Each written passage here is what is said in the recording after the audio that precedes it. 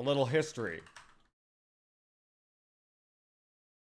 So this here, before Sputnik gets taken down, I wanted to read this with you. And this is we're gonna use this as sort of like a building up. We're gonna read this, along with their Socialism as a Science that we're reading from Kim Jong-il. And then after we read this, we're gonna look for the Mario Sosa article that we got, which goes into further detail about other topics. And then that will lead up to us reading Parenti's Black Shirts and Reds, so that we'll have some pre-information going into Black Shirts and Reds. And then we'll maybe top that off by reading Domenico Lacerdo's History and Critique of a Black Legend again. That's kind of my plan for right now, for Thursdays. And then after that, we'll go on some other tangent of history or theory. But I'd like to get this done, and I would like to get that read on my thing. So, before Sputnik gets taken down, because of the Western attacks against it, we're going to read this article right here. I'm going to move it over here, too, to make it easier. Holodomor hoax. An anatomy of the lie invented by the West propaganda machine. And as I mentioned, I'm not sure how detailed this article is going to be. For more information, I do recommend Toddle's book, Famine, Fraud, and Fascism, which is a fantastic book that goes again into more information on it, or Domenico Lacerdo's History and Critique of a Black Legend, again, which you can get for free on Iskra Books. You can, of course, they make the hard copies and the physical publications as cheap as possible. But if that is out of your reach, again, all of these are free works right here. The free PDF for you to enjoy right here, right now. This goes into more information, more than just the Holodomor, but a bunch of other topics as well. So that's all ways you can get more information as well. I'm not sure, again, how much this is going to go into it, but the lie really starts with Goebbels, works its way to the Hearst Press, that eventually gets taken, of course, picked up by Western media all over the world, and goes with it from there. Where, if we actually look at the history honestly, we realize that because of the Russian Empire's tendency to maldevelop agriculture and have these landlords that own huge like strips of land, there unfortunately was a long history of cycles of famines that plagued Eastern Europe for many centuries. And it was actually thanks to the collectivization policies of the USSR that finally put an end to those cycles of famines. And the so called Holodomor actually ends up being one of the last examples of such a famine in this long history of cycles of famine in that region that was brought to an end because of mechanization of agriculture and collectivization. The only one that comes after this is one directly caused by the war, which we know is directly attributable and blamed on the Nazis invading. You know? And yes, ABC, during the same time, there was the Dust Bowl going on in the West as well, which is important to point out for Westerners to put into context that it wasn't just USSR that experienced these problems. This was happening in a lot of places because of a lack of mechanization of agriculture and the tendency to, again, huge swaths of stripped owned land. Whereas collectivization of agriculture really put an end to that in a really concrete way. And again, we'll see how much this goes into it. But that I just wanted to start off with that information for you. And those sources where you can get additional information if you so desire. So let's get into this article. The Western propaganda machine, smoothly stamping fabricated reports about Russia's involvement in Syria, originated in the beginning of the communist era in 1917. The Holodomor hoax of 1932-33 was invented by the West in close cooperation with Nazi Germany and pro-Nazi Ukrainian nationalists.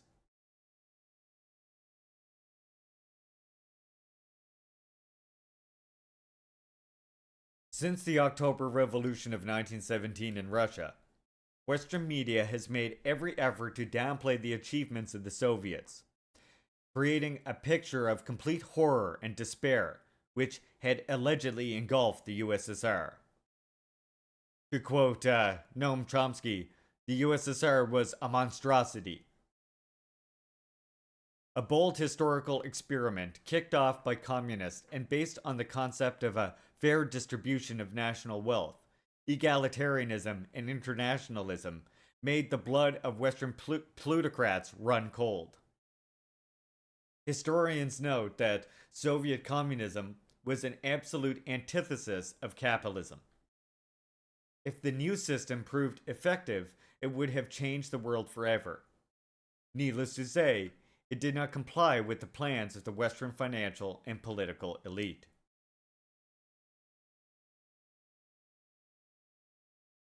Those in positions of power in capitalist countries see socialism as a threat to their continued profit and privilege, both to undermine support of socialist alternative at home and to maintain the dominant position in international economic and political relationships.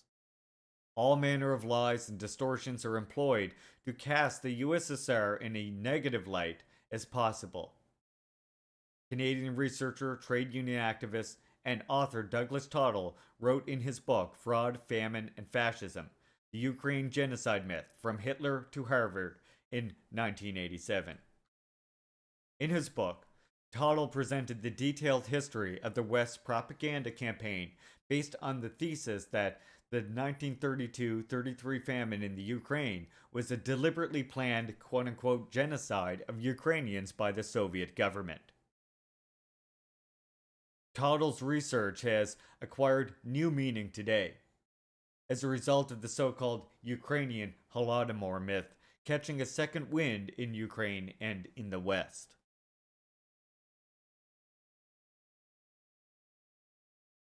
Colluding with Nazi Germany, the birth of a myth.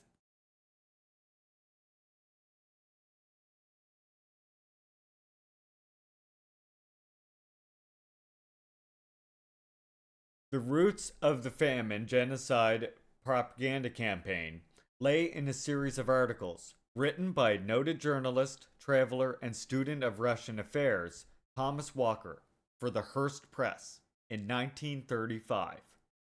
The articles described the horrific famines of 1932-33 in Ukraine, while photographs accompanying the stories portrayed desperate victims of the famine.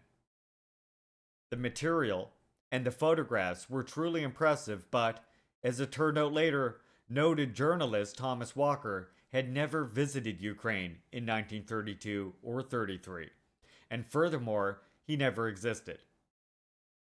As for the photographs, U.S. investigative journalists revealed in 1935 that some of them were taken in war-torn areas of Europe, just after the First World War. Others depicted the Volga famine victims of 1921-22 in Russia. Tottle pointed out that the American newspaper publisher William Rudolph Hearst had no scruples about publishing fabricated reports. Quote, not only were the photographs a fraud, the trip to Ukraine a fraud, and Hearst's famine genocide series a fraud, Thomas Walker himself was a fraud, unquote, the Canadian researcher narrated.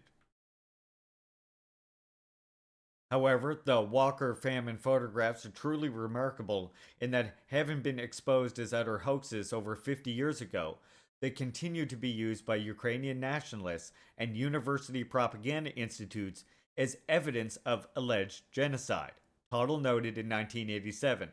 And remarkably, nothing has changed since then.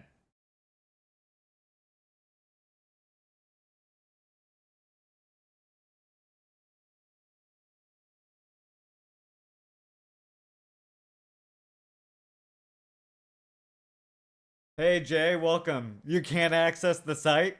Yeah, I'm not surprised. I'm reading this because it seems like we soon might not be able to access this here as well, Jay. So that's why I'm reading this now. That's why I'm starting our history of the Stalin period with this.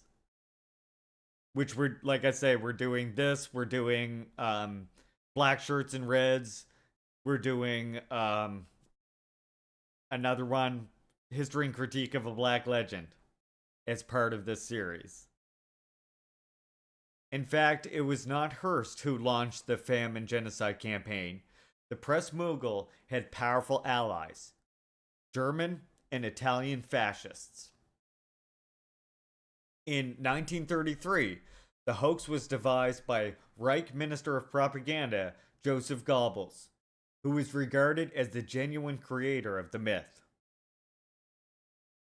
It was he who started the propaganda campaign against the Soviet rule in Ukraine by inventing stories of the Soviet atrocities in the region. Ukraine was viewed by Nazis as Germany's potential Lebensraum. In 1934, Hearst visited Nazi Germany and met with the infamous German Führer. Quote, it was following Hearst's trips to Nazi Germany that the Hearst press began to promote the theme of famine genocide in Ukraine. Unquote, Tuttle stressed. Taking a soft line on the Nazis' activities in Germany, Hearst unleashed an all-out propaganda war against the USSR. He denigrated Soviet industrialization and collectivization achievements, at the same time eulogizing about Nazi Germany's economic developments. However, Hearst was by no means the only extreme right-wing news mogul in the US, Tuttle remarked. It should be noted that Nazi Germany's economic miracle had actually happened due to generous investments made by British and American capitalists. This story is brilliantly described by American economist Guido Giacomo Prepapada book, I'm sorry I butchered that name, in his book Conjuring Hitler. Although the German Lebensraum dream had not come true, the famine genocide hoax was willingly adopted by Western policymakers, as well as their subservient academics and the media sources during the post-World War II Cold War era. Quote, an anti-communist marriage of convenience took place between the American ultra-right and Ukrainian nationalists, sections of whom collaborated with the Nazis, which, by the way, we're seeing the reverberations of today, right? With the Azov Battalion and so much more. These now required new clothes and a cover story for past activities, while the Cold War promoters could point to such people as living witnesses of communist menace facing humanity, quote unquote, Tuttle narrated. There were dozens of books written by former Ukrainian Nazi collaborators and Western authors, which told false stories of Soviet atrocities, brutality, and ruthlessness. Pre-per ada. Thank you very much, Neuro Riot. And by the way, again, many of these people were brought to Canada. And as a result of them coming to Canada, that's the reason we have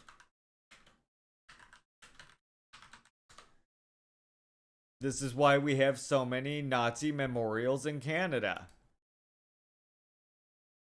Oh, now it says now I can't find that. Now it doesn't come right up anymore. But there's all kind of, as you can see, Canada's Nazi monuments. That's the reason why they're there.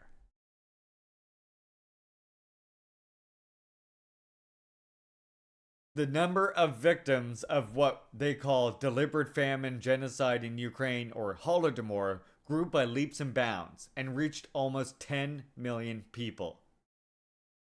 Christian Freeland's grandfather, exactly. Eventually, in 1986, British writer Robert Conquest published a book entitled Harvest of Sorrow, Soviet Collectivization and the Terror Famine. Did they win their legal battle to suppress those names of war crimes yet? Probably. I'm sure they're well on their way to winning it, Dave. Yep.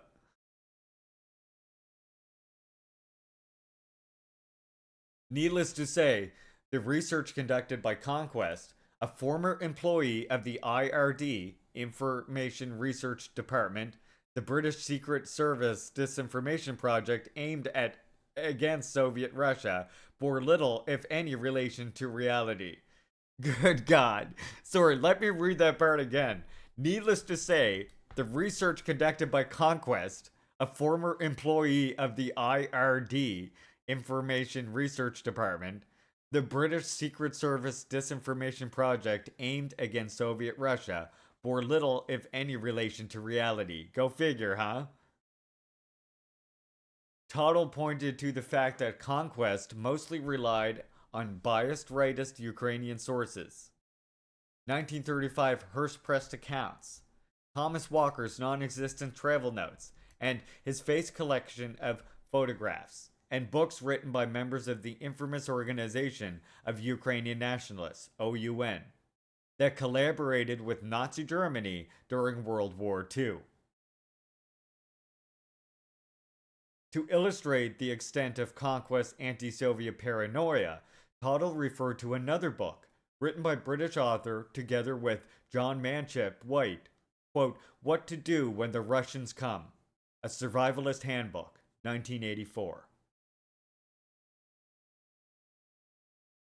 The book draws up a list of ingenious variations of communist terror in store for democratic Americans, including the specter of gang rape of American women by Russian soldiers, a miserable fate for American children, and the warning of inevitable famine, Tuttle noted, adding with a touch of sarcasm, what better historian to give a scholarly veneer to the famine genocide campaign than Dr. Robert Conquest? Indeed, it now becomes clear what propaganda techniques lie at the root of the West's present narrative of Russia's phantom menace, and the threat it poses to Ukraine, the Baltic states, and the rest of Europe.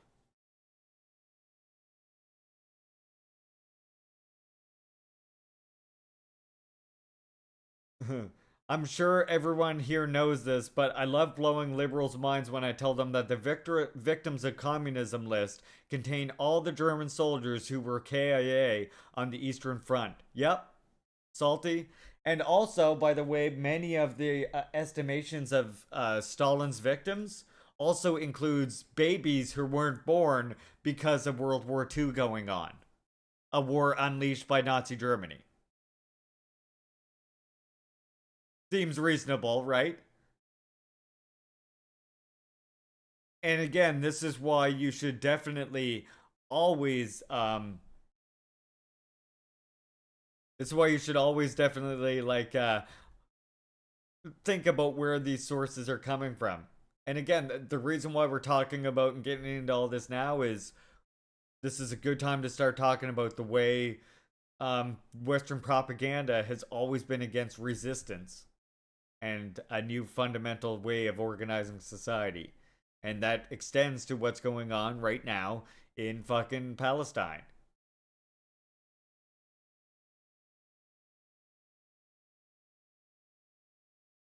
Yeah, I mean, well, like I say, Hash, you could think of it sort. It's like a dust bowl in a sense, but it really, again, there was a long cycle of famines that went on in Eastern Europe before the collectivization and mechanization of agriculture, and the famine at that time, which did not just affect Ukraine, affect a large area, was literally something that it happened for in like a cyclical history until agriculture was improved and collectivization was carried forth by the USSR. That's when that cycle of famine stopped in Eastern Europe. So here we go. What really happened in 1932-33? But what did really happen in Ukraine in 1932-33? The 1917 Russian Revolution was followed by military intervention by 14 foreign powers, including the United States, Britain, and Canada, and an extended civil war. The destruction of 7 years of war, revolution, and intervention, combined with severe drought, resulted in widespread hunger and starvation, the Russian famine of 1921 and 22, the Canadian researcher pointed out.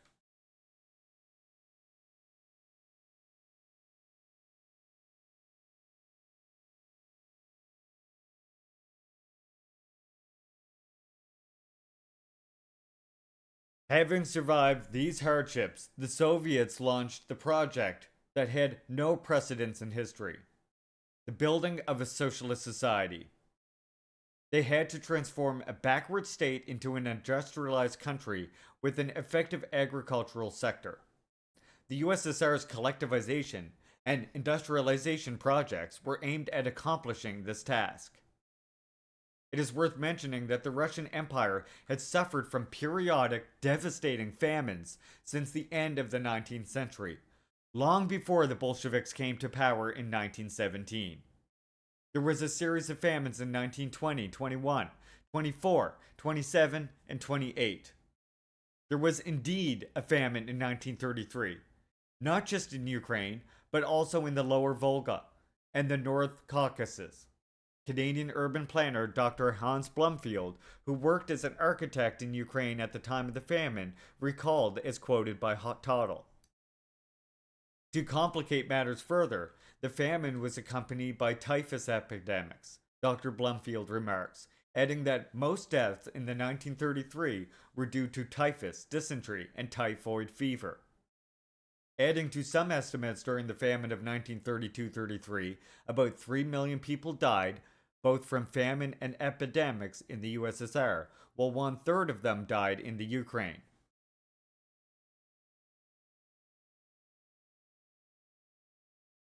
There was no deliberate famine genocide against Ukraine, prominent American historian Dr. Robert D. Togger of West Virginia University states. The professor, who carried out thorough research on the famine of 1932-33, came to the conclusion that the disaster was due to environmental circumstances and was evidently not related to the Soviet policy in the region. While pointing the finger of blame at the USSR, the proponents of the Holodomor remained mute about the fact that after 1933, the Soviet Union never faced a famine disaster. Soviet leader Joseph Stalin's collectivization projects proved effective, in other words. We are from 50 to 100 years behind the advanced countries. We must run through this distance in 10 years.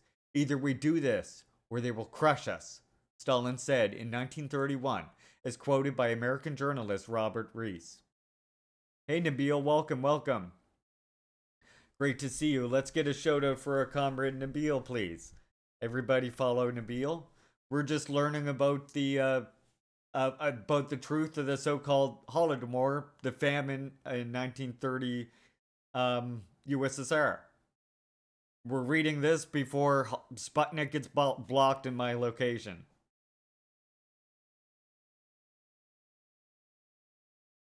And run they did, Toddle noted. The Second World War clearly indicated that in 10 years the USSR had indeed run through the distance of 100 years. People are asking themselves how Bolshevism had managed to produce all this, German historian Heinz Hahn wondered, as cited by Canadian researcher. And there we go. That's our article for today. I'm going to cut this out and put this on my YouTube.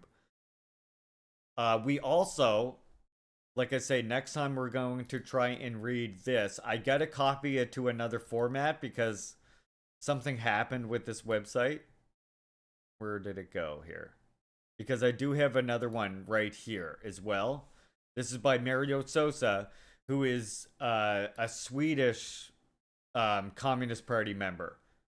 It's just, it gets cut off on the left-hand side. Oh wait, no, now it looks normal. But let us begin by providing the reader a picture of the Soviet 1930s as a matter of fact, a decisive decade in the history of the Soviet Union. No, wait, now it's good. Oh, good. Okay, cool.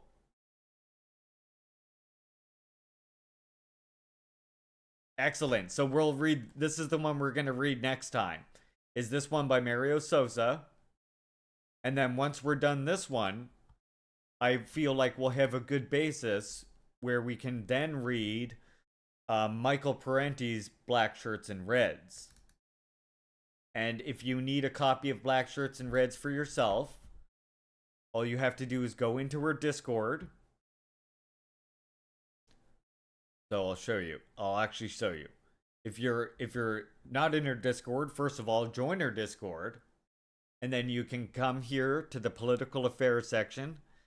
You see we have a political library right here. And if you scroll up, you'll see here's black shirts and reds right here.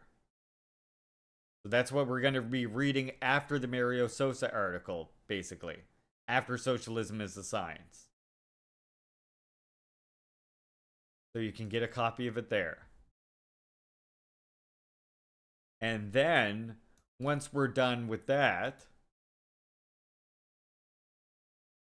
once we're done reading this, then we will do Stalin's History Critique of a Black Legend by Domenico Lazzardo, so I can get that on my YouTube. And then we'll see where we go from there. We'll start a new history or a theory topic after that.